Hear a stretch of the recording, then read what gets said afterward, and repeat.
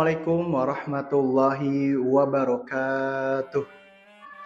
Alhamdulillahirabbil alamin wa bihi nasta'in ala umurid dunya waddin.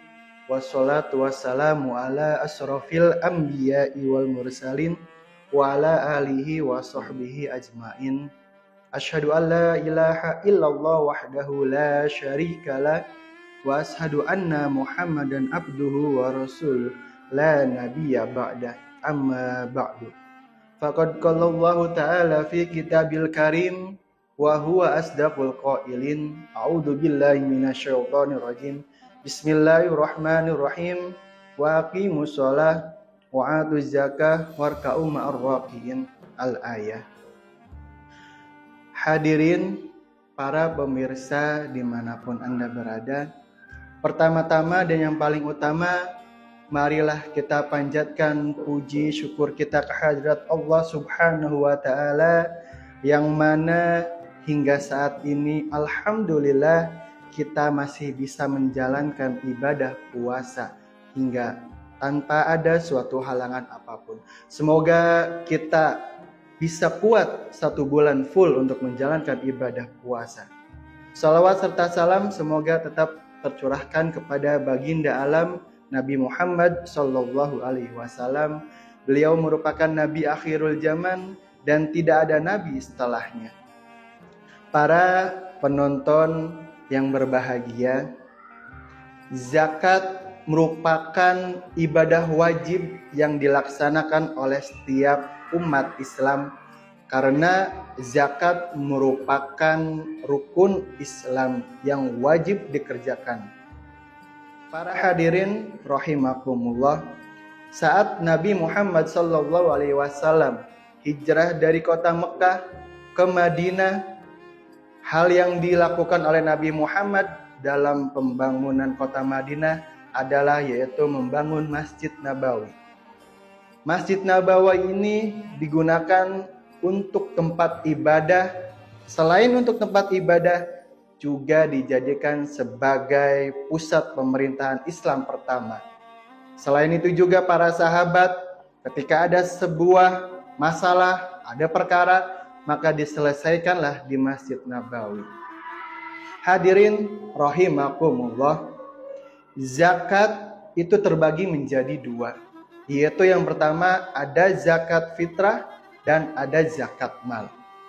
Zakat fitrah merupakan zakat yang wajib dikeluarkan oleh setiap umat Islam, baik kaya maupun miskin, baik perempuan maupun laki-laki, baik muda maupun yang tua. Artinya apa? Artinya zakat fitrah ini merupakan rukun Islam yang sangat-sangat wajib. Apabila kita ditinggalkan, maka akan mendapatkan dosa. Sedangkan zakat mal adalah zakat yang diperuntukkan untuk orang yang sudah mampu dan mempunyai harta yang berlebih. Yaitu ada syarat-syaratnya, harus ada 1 haul dan ada 1 nisab. Artinya apa? Bagi orang yang sudah melebihi harta, yaitu senilai 85 gram atau setara ketika dirupiahkan, yaitu 85 juta, dalam 1 tahun dia berusaha, berdagang, maka diwajibkan untuknya yaitu zakat mal, yaitu 2,5%-nya. Hadirin rahimakumullah, di dalam ayat Al-Quran yang berbunyi yaitu wa aqimus shalah wa atuz zakah warka'u ma'ar raqiin, yaitu diwajibkan untuk kalian semua, yaitu sholat, kemudian tunaikanlah zakat, dan rukulah kalian beserta orang-orang yang ruku. Nah, ini adalah merupakan ayat Al-Quran diwajibkannya zakat ketika tahun kedua Hijriyah, yaitu ketika Nabi Muhammad sudah hijrah ke Madinah, baru turunlah ayat diwajibkannya untuk zakat dan puasa pada tahun itu juga. Para hadirin rahimakumullah, Ketika suatu hari Nabi Muhammad SAW sedang duduk bersama para sahabatnya, datanglah satu sahabat bernama Sa'labah. Sa'labah ini merupakan pengembala yang sangat miskin. Ia meminta kepada Nabi Muhammad, "Ya Nabi, tolong doakan saya agar menjadi orang kaya, agar hartanya semakin banyak." Tetapi di situ Nabi Muhammad tidak mau. Bahkan Nabi Muhammad berkata, "Bersyukurlah Sa'labah apa yang engkau dapatkan hari ini." Tetapi Sa'labah tidak berhenti. Setiap hari Sa'labah ini datang dan meminta doa untuk pada Nabi, untuk dimudahkan rizkinya, agar dibanyakin rizkinya dan usahanya. Akhirnya kemudian Rasulullah pun memberikan doa kepada Sa'labah, "Ya Allah, berikanlah rizki yang banyak kepada Sa'labah."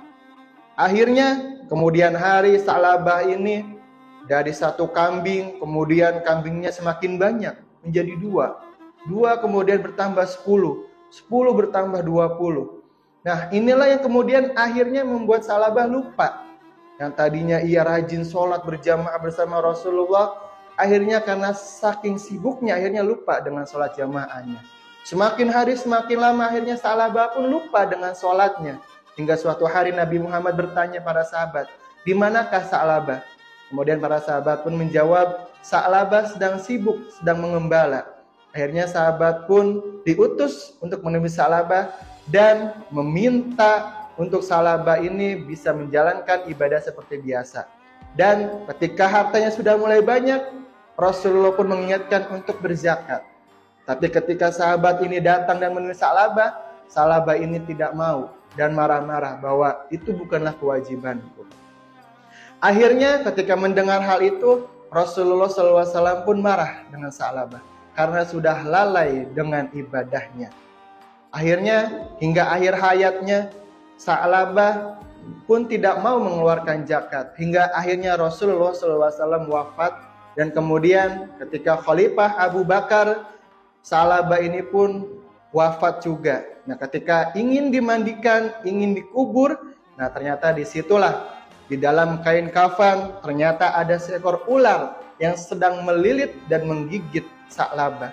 Akhirnya ditanya oleh Abu Bakar, "Kenapa engkau melukai Sa'labah?" Kemudian ular pun menjawab, bisa ngomong, yaitu, "Aku diutus oleh Allah untuk menyiksa Sa'labah karena dia telah lalai, telah meninggalkan zakat dan sholat." Nah, itu adalah secuil dari cerita orang-orang yang tidak mau mengerjakan zakat. Sekian dari saya, kurang lebihnya mohon maaf. Wassalamualaikum warahmatullahi wabarakatuh.